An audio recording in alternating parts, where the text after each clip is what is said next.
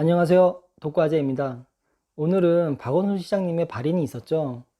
영면하시길 바라봅니다. 오후에 박원순 시장 관련 성추행 기자회견이 있었죠.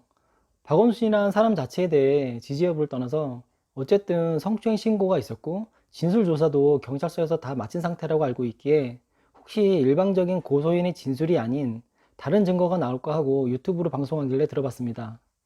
여성의 전화? 여기서 자그마하게 기자회견했죠. 근데 뭐가 나왔을까요? 아무것도 나온 게 없어요. 지금까지 언론에 나왔던 내용이 전부예요. 3년 동안? 3년 좀 넘게 비서실에서 근무하면서 성추행 당했다. 이게 전부예요. 그래도 볼만한 성추행 주장이라는 게 색깔을 찍자며 신체 접촉을 했다. 무릎에 멍이 있었는데 호호해주겠다 하면서 입술을 접촉했다. 텔레그램 방에 초대해 음란한 문자, 속옷 입은 사진을 전송했다. 이 세 가지예요. 근데 그 중에 처음 언급한 거는 그냥 고소인의 일방 주장일 뿐입니다. 셀카 찍으면서 신체 접촉? 어딜 접촉했는지도 안 나와. 그냥 무릎 호하면서 입술 접촉. 둘 다 박원순 시장이 생전일 경우 이 진술을 부인하면 검사가 유죄 입증을 해야 됩니다.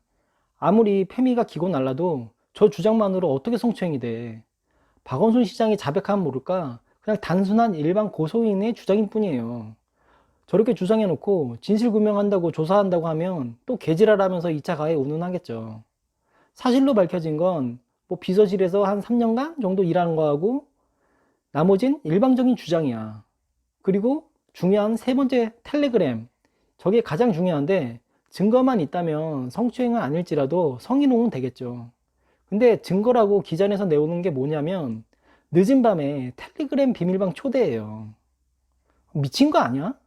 밤에 개인적으로 텔레그램 대회에 초대하는 게 부적절하긴 하지만 대화방 초대가 성범죄랑 뭔 상관인데 밤에 텔레그램 대화방 초대하면 다 성범죄자 되는 겁니까?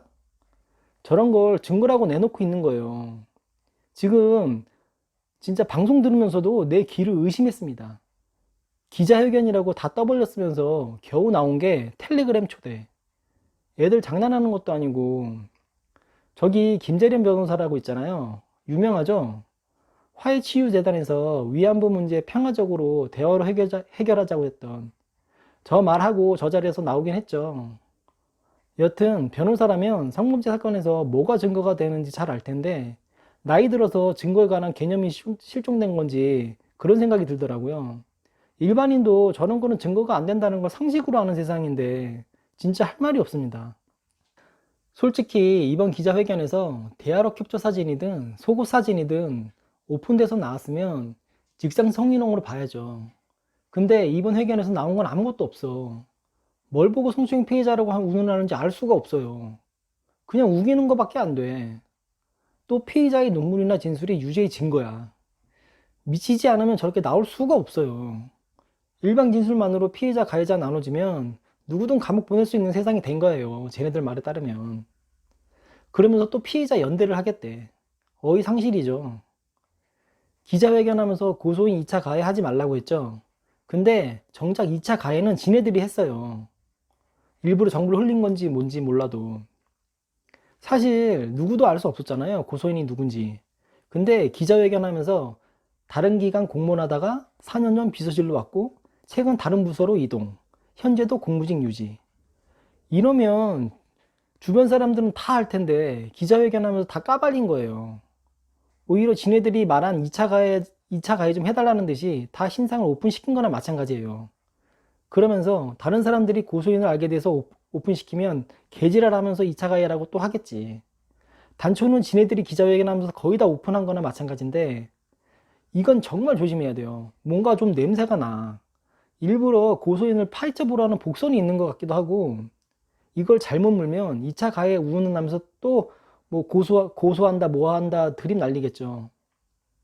어젠 여성기자협회? 그런 데서도 피해 호소인을 연대한다고 성명서 냈었죠. 이젠 하다 안 되니까 신조어를 또 만들어. 피해 호소인은 또 뭐야. 법률 용어도 아니고 피해자라고 하면 상대방이 가해자가 돼버리니까 이게 말이 되냐. 계속 이제 걸고 넘어지니 이젠 피해 호소인이래. 상당히 중립적이면서도 감성이 듬뿍 담긴 용어를 창조해냈어요. 쿵쾅 패미에서 더 진보해져가지고 나름 엘리트 패미들이 이 세계로 들어오니까 이제는 아주 감성적인 용어를 만들어버려. 피해 호소인이라고 하면 피해자도 아니니까 단정적이지도 않고 뭔가 엄청 억울하다는 그런 이미지가 생기도록 호소란 단어를 붙여버렸습니다. 어제 정말 많이 웃었어요. 어이가 없기도 하고 너무 웃긴 거야. 피해 호소인이라는 말이. 진짜 한국 패미들의 변화무쌍한 창조적인 개념은 세계 1위입니다. 타라나 버크의 미투 운동도 여성 운동이 아닌데 불구하고 한국에 넘어오면서 패미 전형물, 여성 전형물로 여기게 만들었잖아요. 대단한 능력들입니다. 특히 여기자협회의 패미 이중성도 쩔죠. 언론사 소장의 성추행에서는 아주 입 닫고 있다고 같은 동료 기자인지 피해자인지 여성 페미니스트가 SNS에 글을 올리기도 했습니다. 노동청에서 벌금까지 나온 사안에선 조용히 있고 한쪽 주장만 있는 사안에선 피해자 연대 운운하니까 얼마나 이중성이 쩝니까? 이건 정치적 편향성이 없으면 이런 이중성은 안 나와요. 똑같이 분개하고 화를 내야 정상이지. 오늘 기자회견 내용 보면서 이건 대한민국이 미쳐 돌아가고 있다. 어디서부터 잘못된 건지 모르겠지만 기존 정치인들 책임이 너무 크다. 너무 페미주의 정책을 쏟아내다 보니까 그 화살들이 자기들에게 돌아오는데 어떻게 방어할 수가 없어요. 박원순 시장 하면 인권 변호사의 최초의 성희롱 사건을 맡았던 사람이잖아요. 그동안 시장직 하면서 성소수자나 여성 정책만 주구장창 진행해서 오히려 남성들에게 인기가 없던 사람인데 정말 인생 무상입니다. 우기면 다 되는 페미 세상. 언제쯤 정상으로 돌아올지 독과제였습니다.